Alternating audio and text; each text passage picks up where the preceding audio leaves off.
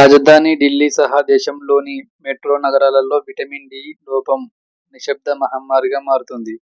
ప్రజారోగ్యానికి పెను సవాలుగా తయారవుతుంది. ఈ మేరకు విటమిన్ డి లోపం, దాని ప్రభావం తదితర అంశాలపై Indian Council for Research on International Economic Relations (ICRIER) ICRIER Anvika Foundation నిర్వహించిన సంయుక్త అధ్యయనం వెల్లడించింది. ప్రధానంగా ఢిల్లీ కేంద్రంగా నిర్వహించిన ఈ అధ్యయన నివేదికను ఇటీవలే కేంద్ర ఆరోగ్య, కుటుంబ సంక్షేమ శాఖకు అందజేశారు.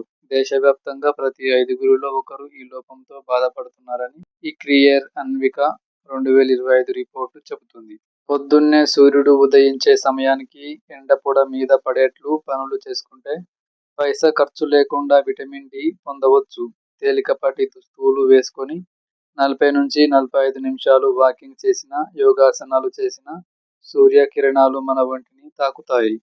కానీ ఆధునిక జీవన శైలిలో చుట్టూ బహుళ అంతస్తుల మధ్యలో పొద్దున్నే సూర్యుని చూడడం ఎక్కువ మందికి అలవాటు తప్పింది. ఒకవేళ వాకింగ్, యోగాసనాలు చేస్తున్నా శరీరాన్ని పూర్తిగా కప్పి ఉంచే దళసరి దుస్తువులు వేసుకోవడం పరిపాటిగా మారింది. ఫలితంగా సూర్యకిరణాలు మన ఒంటిని తాకే అవకాశమే ఉండటం లేదు. కనీసం 40-45 నిమిషాలు మన శరీరానికి ఎండ తాకితే గానీ విటమిన్ డి మనకు లభించదని నిపుణులు చెబుతున్నారు. ఎస్వీ ఛానల్ను లైక్ చేయండి, షేర్ చేయండి, సబ్స్క్రైబ్ చేయండి.